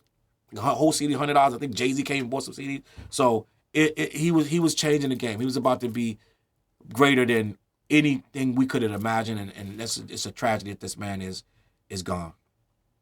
I'm gonna leave it at that. Rest in peace, Nipsey Hussle. Number 9, Eazy-E, who's also gone, right? But Eazy-E did not write his raps. We all know that. But they say he helped create a modern prototype of what a gangster rapper looked and sound like. That is a fact. And if you really listen to Eazy-E, like if you really listen to the first Eazy-E stuff, right? It sound like a regular dude just getting in shit. Right? It was like a regular dude. He'd go to a party, he may have a gun, he may not, like that, and be like, it's like the Fiend's coming out. Like it was just a regular dude, and they ended up labeling him a gangster rapper. Like, you know what I'm saying? Just like a regular dude. I know I'm stretching it, I'm reaching. But if you really listen to it, it sounds like some Cali shit going on. There's a lot of stuff. The girlies, it's like a lot of little shit that just happened on a day-to-day basis. But he wasn't like necessarily looking for problems. It's like shit just was happening, right? And it manifests itself into gangster rapper. Like, so it is what it is. He had one number 1 album on Billboard 200 with NWA, 1 triple platinum album with NWA, and 2 solo projects certified double platinum. So we all know Eazy. He didn't write his own lyrics, but he damn sure didn't make the beats he rapped on. He didn't write his own lyrics, and he damn sure didn't make the beats he rapped on. But in his time, no one embodied West Coast hip-hop like Eazy-E with his White Sox hat, Jerry Curl, and blunt bars. Eazy-E transfigured himself from a local D-boy to the first ambassador of gangster rap. His discography plays out like a list of I'm Him moments. His first single, Boys in the Hood, became the title of John Singleton's classic Hood movie, while Schoolie D and Ice-T more or less created gangster rap. Straight Outta Compton became its most explosive symbol. Eazy's involvement with California rap's indelible moments. NWA became the first rap group to be targeted by the FBI, which made him an icon. Salute to Eazy-E, man. Nothing I can take away from Eazy-E. Be Real. I like Be Real. I used to listen. The first 3 or 4 Cypress Hill albums, I had them on tape. Me and Carlos used to go back and forth, stealing it from each other. He'd get out my car and hit the eject real quick and run out. You know what I'm saying? And I'd do the same, go to his house, hit the eject, da-da-da. We forgot who tape it was at the end of the day. We used to do that to so many tapes. My MCA tape, he'd steal it. All these different tapes. We had Diamond Shale, Bismarck, all these little tapes. We just played this little game. We would steal each other's tape. But we bumped this Cypress Hill till it popped. The first 3 Cypress Hill, I'm just going to be honest. Actually, the 4th one too. But the 4th one, that's when we started moving away from Cypress Hill. But listen, Be Real, he's underrated. Be Real, not a, like, oh my God, he's the greatest rapper, but Be Real makes great rap music. And Be Real transcends the test of time. Because right now, Be Real could get a whole stadium jumping. 30,000 people, Be Real in Cypress Hill, going to get that place jumping regardless. So he definitely belongs to be on here. He's the front man for the commercial giant Cypress Hill, one of the first Latin rappers to find mainstream success. And we didn't care about none of that Latin stuff. I didn't know that they weren't supposed to get along. I didn't know, out West, it's segregated out here. You can't do this and that, da-da-da. And we didn't know all that. We just was like, we liked it. We liked this music. We listened to it like all that's like that. I ain't even gonna get into no Be Real shit. But I used to love Be Real records. I could kill a man and all that. Insane in the membrane. Insane. Got no brain. Like all that good stuff. Hand on the pump. All that stuff. I liked it all. Like, listen, I just like a lot of West Coast music. Over 7 million records sold. 12 albums on the Billboard 200, including 1 that hit number 1.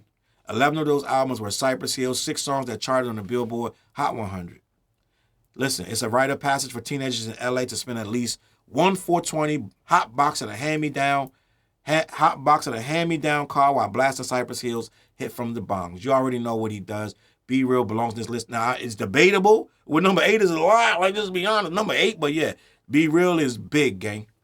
Ice-T number 7, another rapper that I always respected, but I always felt like Ice-T was reading off the paper too. I felt like him and Mac 10 was reading off them papers. I'm just going to be honest, and I know a lot of you that don't write rhymes, you're going to be like, what you mean reading off the paper? Everybody reading off the paper. How you going to write the rhyme and you read off the paper? No, it's one thing to write the rhyme on the paper. It's another thing to read it like you don't know it. It's two different things. When you're reading off the paper, you sound like you're reading. Right? Sound like I'm reading. Like you sound like I'm reading. If you're flowing, then you sound like you know the rhyme. The rhyme is just coming up effortlessly. I thought Ice-T flow was choppy, but I also really liked Ice-T's music. I had the first album, the one with 6 in the Morning, all that with Darlene on the cover with the shotgun. That I had that album. That was a beautiful album. Let's just be honest. Darlene was beautiful. I'm just gonna be honest. Colors, I'm Your Push, all that. I had all of that. I used to buy all of that stuff. The Ice-T album, all that. I remember he was with Donald D. I thought Donald D was actually better than Ice-T. I'm just going to be honest. But Donald D and Everlast and all that, I had all that shit. All that. They used to have the name. I can't remember the name of their crew. They had a crew. But I don't remember what the crew name was. But I used to bump that all the time. I almost got us put out bumping that music in my apartment all the time. So, the first mainstream gangster rapper dropped multiple classic albums in the 80s, 6 albums on the Billboard 200, 5 of which went gold, 2 songs charted in the Billboard Hot 100, 6 in the Morning, Colors, I'm Your Pusher. Ice-T's first 5 years in the game were untouchable. He took the gangster rap blueprint sketched out by Schoolie D in Philadelphia and built a fully lived persona, partially rooted in his own life. 6 in the Morning offered a vivid, lyrical depiction of street life, and then there was the iconic image from Power, Ice-T in a blue suit, a gun hidden behind his back, a beautiful woman at his side holding a shotgun. It remains one of gangster rap's most defining visuals. Darlene, you were beautiful. Hate it or love it, Ice-T is number 7. You can debate the ranking all you want. Number 6, DJ Quick. He belongs on here. Why does he belong on the list? Second only to Dr. Dre as the best producer, rapper combo in L.A. He has 10 albums that have certified on the Billboard 200 with 1 going platinum. 4 songs appeared on the Billboard Hot 100. Important songs: Dollars, Cents, Tonight, Pitch in on a Party. DJ Quick should earn a spot on this list for production work alone. It's not about it's rappers. It ain't producers, it's rappers. All right? And I said on my other video right before this, where the Game was mad, I said, Game is a better rapper than DJ Quick, and I stand on that. A lot of LA people got in my comments like, I'm from LA, Challz, and I'm just gonna be honest, he doesn't have more influence than DJ Quick. I never said he had more influence than DJ Quick. DJ Quick definitely has more influence than the Game.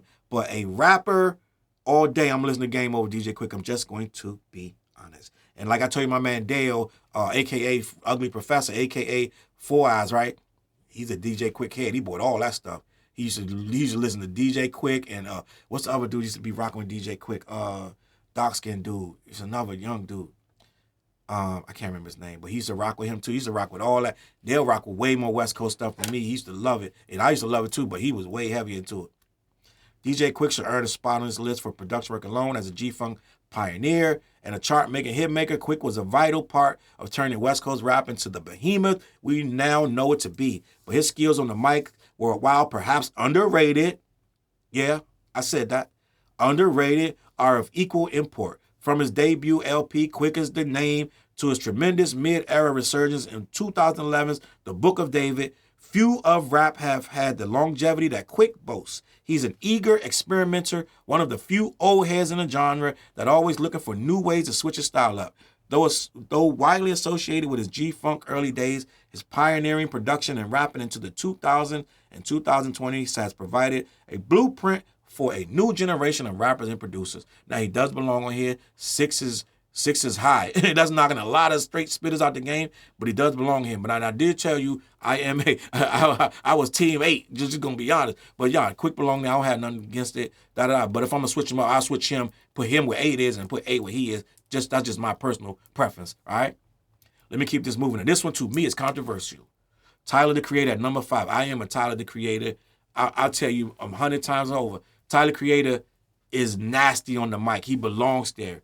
But I'm also going to say, I don't think of LA rap when I think of Tyler the Creator. I just don't. I like Tyler. I like Flower Boy, all his albums. I listen to every single album. I got a review channel. I got a whole nother channel, CLBMG. I review albums, and I reviewed at least 2 of his albums on that channel. Gave them joints A plus plus. I was like, his albums are banging. So it ain't that I have something against Tyler. I just don't see. I don't think of LA rap when I think of Tyler. I'm just gonna be honest, right? I think Tyler makes big records. He's a huge contribution to hip hop itself. But I see some of these guys that I've said before Tyler, number 5 is really generous. You know what I'm saying? Because Tyler makes gigantic records, but you're knocking some really huge people that cemented LA. You're knocking them out by putting Tyler at 5. I'm not saying he don't belong to be on here. Yes, he does. But you're knocking out some legends putting Tyler this far down. I'm just going to be honest. But why does he belong on the list? Let me ask Complex. Why does he belong on the list, Complex? A true creative savant, elite at rapping, producing, and making classics albums. 3 #1 albums, with 2 of those albums being certified double platinum. 46 songs on the Billboard Hot 100. There's that catalog, including 3 that peaked in the top 10. His important songs are See You Again with Kali Uchis, one of my favorites, Yonkers, Earthquake featuring Playboy Cardi. This dude got so many records. It's like, where do you begin? Like, it is what it is. After stepping into the light as the left of center champion of our future, whose anti-everything bars placed them in the crosshairs of pearl-clutching parents across America. Tyler, the Creator, has evolved into arguably one of the most accomplished hyphenates the city has ever birthed. You could ignore his array of successful clothing brands, his Loiter Squad comedy skits, his mammoth Camp Flog Gnaw Festival. His albums alone would garner a spot on this list. Take the Whole is easy to justify his biggest out the city after Kenny Boast on Ratata. So like I said, I have no problem with Tyler, the Creator. I just think number 5 is a huge leap for, arguably, he doesn't just really rap like that, right? He doesn't just really rap. He does a lot of things that's outside of the rap game. And a lot of these guys, they make you think of LA when you listen to them. So let me keep this moving. Nah, just salute to Tyler. I mean, it is what it is. It's your list. I don't have no problem with it. If you like it, I love it. Number 4 is Dr. Dre. What I'm going to say and do is tell you about Dr. Dre. Do I got to talk about Dr. Dre? He belong on there. They say it don't matter if you right or not. So Dr. Dre could literally be number 1 on this motherfucker because you think of LA, you know what I'm saying? Like Dr. Dre, what we talking about? He was the driving force behind 3 all-time Pantheon-level rap albums. Over 44 million album equivalent records consumed. 3 albums debuted in the top 3 on the Billboard 200, with 1 certified 6 times platinum, appeared on 2 singles that topped the Billboard Hot 100. His important songs are Deep Cover, Nothing But a G Thing, and Forgot About Dre. He got so many records, gang. I don't need to spend a lot of time on Dr. Dre. Do I? Like, come on. He belong on here. Salute to Dr. Dre, man. He's still alive. He survived that. He had I think he almost died. Was it his brain or something? He had an aneurysm or something. Salute to Dr. Dre, man. We need you here, gang. I just heard him on, he's on Exhibit's album, right? He did his thing on there. Like it or not, he's still here. Ice Cube as number 3. Most of Ice Cube stuff from back in the day makes him enough to be number 3. I think I listened to Ice Cube's new joint. It wasn't as tight as it could have been, but Ice Cube is one of the greatest. You can literally debate that Ice Cube can be one of the top 5 lyricists in all of. There are millions of rappers, and there are only a few hundred that can be really, really legendary. And out of them, a couple hundred, Cube is in the top 5 all time.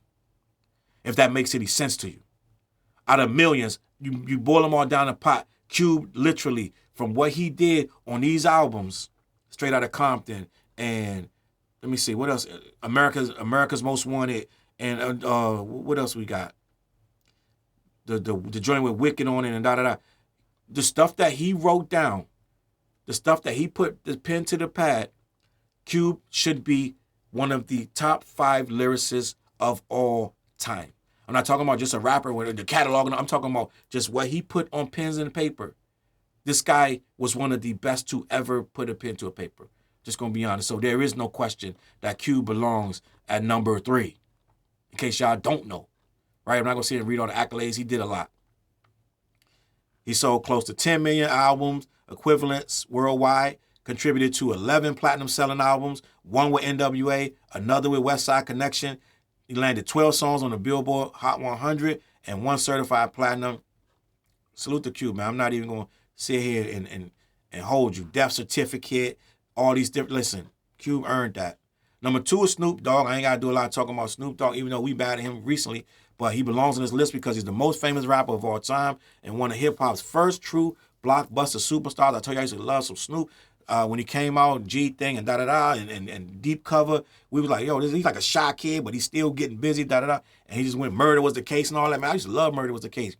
I thought Snoop was extremely talented. And Dre he was like a lucky penny. He shined him up, both sides of the penny, showed him how to be yada, yada, yada. Snoop said that Dre showed him how to shorten his bars up. He said he's just writing filling up the whole sheet of paper, flipping on the back, keep writing. He didn't know how to structure the songs. Then Dre would take it, stop it, put it, 16 bars. Da, da. So Dre polished him, but it was his mind that wrote that stuff. So Snoop is one of the greatest rappers in all, no matter where you're from, but especially in LA. I'm gonna read why he belongs on the list. The most famous rapper of all time. I believe Snoop Dogg is the most famous rapper of all time, right? We like to say it's Tupac, but Snoop's still on TV with Martha Stewart, right? Snoop could walk in any room right now and light him. It don't matter. He can smoke. Like Snoop is the most popular. He's been most popular for at least 20 years. Like Pac been gone. We still talking about stuff Pac did in 1995. No, Snoop been doing stuff. He just did an album right now. Right, so it's like Snoop is infamous and famous at the same time. So we love Pac and we love LL Cool J and Eminem, da-da-da. Snoop is bigger than all of them because he can go right now on the Today Show and everyone that watches that show will know who he is, right? So it is what it is. Snoop is the most popular. So that's influence right there. And in his catalog, over 14 million album equivalent units sold in the U.S., he held the record for the biggest first week sales debuting artist. My sister had that album. She used to play that damn doggy style album. She used to burn that album. I mean, I had it too, but my sister's older than me, and she had that on the vinyl, and she's playing that doggy thing every freaking day with the kids in the house.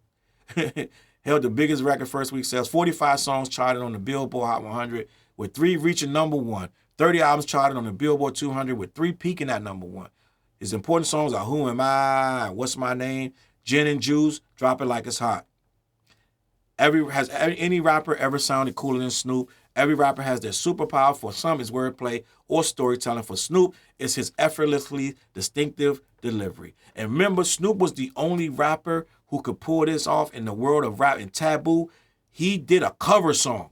He redid Slick Rick's Just Cheer Up. I gave her a kiss. I said, you can't have me. He was the only rapper that tried and succeeded to successfully redo a whole song from another rapper. All the lyrics, right? All the lottie-dottie. No one had ever done that. Only Snoop could pull that off, and he did it. This man is legendary. There's nothing you can say about Snoop right now. Nothing. Now, like I said, we mad at him for what he did with this cryptocurrency ball and all this shit with He Who Shall Not Be Named, but at the end of the day, his legacy is cemented forever, and Snoop did it for 20 years, and can't say nothing about it. Can't say he can't be number 1 or number 2. He definitely could even vie for number 1, and I'm a Kendrick head. We could argue. We could argue that Snoop is number 1. We're just going to be honest. And technically, he should be. Just going to be honest. Kendrick is big right now. Snoop been big for 30 years, so it is what it is. But me being a Kendrick fan, I can't. When I first saw that Kendrick was number 1 on the list, I said, oh, that makes sense. Who would it be? But then when you peel back the layers, you're like, Kenny been doing this thing for a minute, but this nigga Snoop, right? And then you talk about Dre. If Dre on here, then Kenny bigger than Dre. Like, it's debatable. But to me, right now, and everybody else, we all gonna have to say it, Kendrick right now is the number 1 rapper in the world, and he's the number 1 rapper out of LA. Why does he belong on this list? The most critically acclaimed rapper of this generation, the victor in the biggest rap beef of all time. This is why. It's the biggest rap beef. He's done everything bigger than anybody on any level. He just is his time, gang. So right now, if you're gonna make a list, he gotta be number 1 in LA. It is what it is. We can argue, but it is what it is. His commercial success is 90 songs on the Billboard Hot 100, including 6 number 1 hits. 1 single has held the top spot for 13 consecutive weeks and counting. 7 albums have charted on the Billboard 200 with 4 consecutive number 1 debuts. His important songs are Not Like Us, All Right and Humble. In retrospect, it's wild to how early we all knew. Yeah, we knew. It said, listen, how much we still missed. In 2011, just a month after Section 80 dropped, Kendrick Lamar was performing at the Music Box Theater in Los Angeles where he was anointed. 2011. That's almost 15 years ago. Am I bugging out?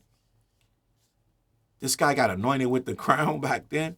Snoop Dogg Snoop Dogg, The Game, The Dog Pound, and Warren G all joined him on stage to pass the metaphorical torch. You better run with it because it's yours. He did run with it. I ain't got to sit and tell you a whole lot of stuff about Kendrick. Go read the article if you want to read all that. Kendrick deserves that spot.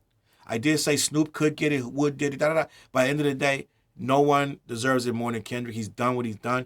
This guy has, right now, done everything in rap. He's been vulnerable. He's been hard, for lack of a better word. He's been very, very skillful. He's sold a lot of records. He's done massive tours and made a lot of money. There's nothing else to do. There's nothing else to say. Salute to Kendrick for doing what he does. Salute to you for watching. Let me know what you think in the comments, man. I went a long time. Dang, he almost hit 2 hours with this. But I was like, I'm going to talk about everybody. Still some people miss. I don't know if everybody that I'm thinking about is from LA, so I'm not even going to name no names. But it's some people that I didn't see on here. But it is what it is. I'm sticking to the script. This is what they gave us. This is what it is. Salute y'all for watching. Head on over to black-yeti.com and let me know what you think in the comments, all right? Hit the like button. Hit the subscribe.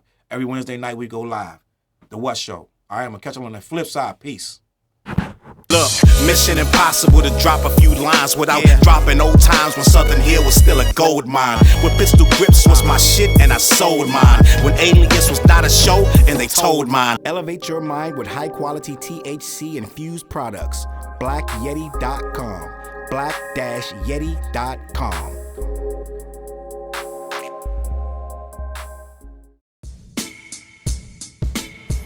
CLB.